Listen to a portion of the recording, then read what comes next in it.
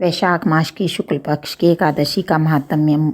धर्मराज युधिष्ठिर कहने लगे, हे कृष्ण, वैशाख मास की शुक्ल पक्ष की एकादशी का क्या नाम है, उसकी कथा क्या है, व्रत की विधि क्या है, सो सब मुझे बताइए। श्री कृष्ण कहने लगे, धर्मराज, मैं तुमसे एक कथा कहता हूँ जिसको महर्षि वशिष्ठ ने रामचंद्र जी से कहा था। एक समय रामचंद्र जी बोले, हे गुरुदेव, कोई ऐसा व्रत बतलाओ जिससे समस्त पाप और दुख नाश को प्राप्त हो जाए। मैंने सीता जी के वियोग में बहुत दुख भोगे। महर्षि वशिष्ठ जी बोले, हे राम, आपने बहुत सुंदर प्रश्न किया। आपकी बुद्धि बहुत शुद्ध और पवित्र है। यद्यपि आपका नाम स्मरण करने मात्र से मनुष्य पवित्र और शुद्ध हो जाता है, फिर भी आपका यह प्रश्न लोकहित के लिए बहुत सुंदर है। वैशाख मास में जो एकादशी आती है शुक्ल पक्ष में, उसका नाम मोहिनी एकादशी। इस एकादशी का व्रत करने से मनुष्य सब पापों तथा दुखों से छूटकर मोह जाल से मुक्त हो जाता है। यह व्रत दुखी मनुष्यों को अवश्य करना चाहिए। इससे मनुष्य के सब पाप और दुख नाश को प्राप्त हो जाते हैं। अब आप इसकी कथा ध्यानपूर्वक सुनिए।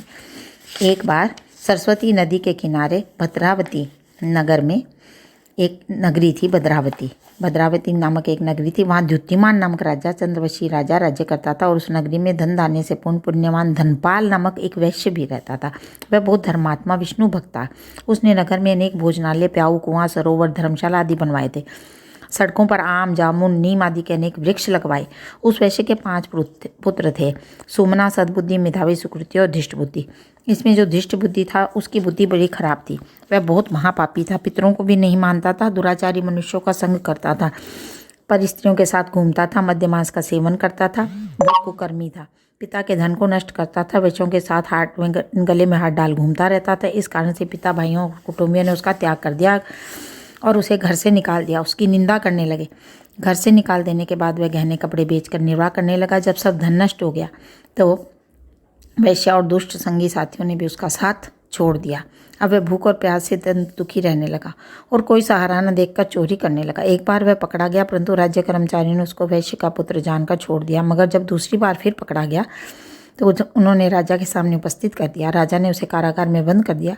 कारागार में राजा ने उसे बहुत दुख दिया और कहा, तू मेरी नगरी से निकल जा। वह नगरी से निकल वन में चला गया और वन में पशु पक्षियों को मारकर खाने लगा। कुछ समय पश्चात वह बहेलिया बन गया और धनुष बाण लेकर पशु पक्षियों को मार मार कर खाने लगा।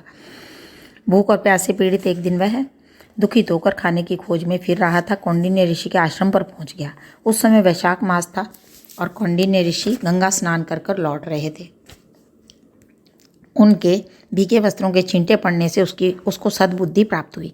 मुनि के सामने हाथ जोड़कर कहने लगा, हे मुनि, मैंने अपने जीवन में बहुत भारी पाप किए। आप उन पापों से छूटने का कोई साधारण बिना धन का उपाय बतलाइए।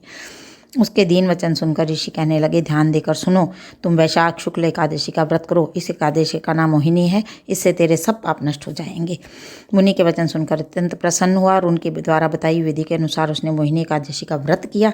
हे राम, इस व्रत के प्रभाव से उसके सब पाप नष्ट हो गए। अंत में वह गरुड़ पर चढ़कर विष्णु लोक को गया। इस व्रत से मोह सब नष्ट हो जाते हैं। संसार में इस व्रत से श्रेष्ठ अन्य कोई व्रत नहीं। इसके महात्म्य को पढ़ने और सुनने से भी 1000 गोदान का फल प्राप्त होता है।